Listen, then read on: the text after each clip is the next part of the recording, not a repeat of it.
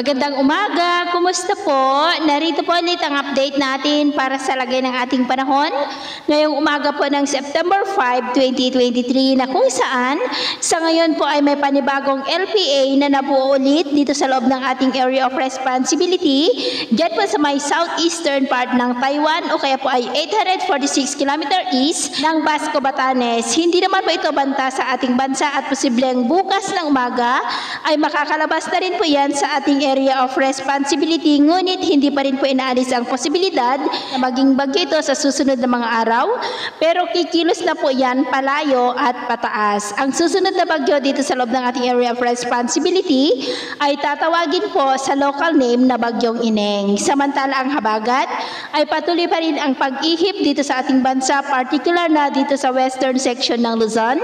Posibleng unti-unti na po na mawawala sa susunod na mga araw bago matapos ang buwan na ito at tutungo na tayo ng transition period at papalit na po ang malamig na hanging amihan o yung hangin po na mula sa taas. Sa atin naman pong long range forecast ay wala naman pong bagyo na nakikita na tatawid sa malaking bahagi ng ating bansa hanggang po sa susunod na 2 linggo. At sa lagay ng ating panahon, ngayong madaling araw ay generally fair weather po sa malaking bahagi ng ating bansa.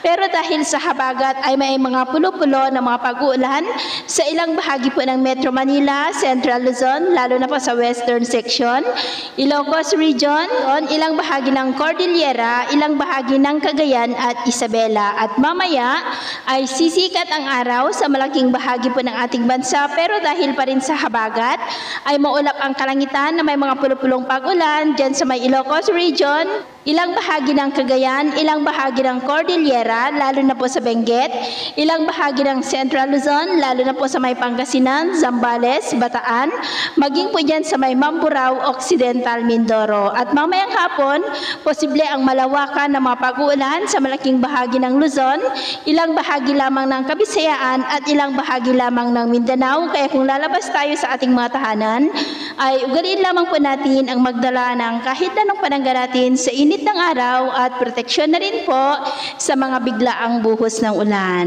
At sa atin naman pong mga baybayin, dahil sa habagat ay maalon pa rin sa mga baybayin ng western section ng Luzon. Umuna natin ang papalaot sa mga baybayin ng Batanes, Babuyan Islands, Ilocos region, lalo na po sa mga mangingisda na gumagamit po ng maliliit na bangka dahil ang mga alon dyan ay posible pa rin na aabot hanggang po sa 1.5 to 2 meters heights. So yun po ang latest update natin sa araw na ito. Ako po muli si James na nagsasabing sa kahit na pagsubok po na darating sa ating buhay, huwag po tayong mawawalan ng pag-asa. Thank you and God bless!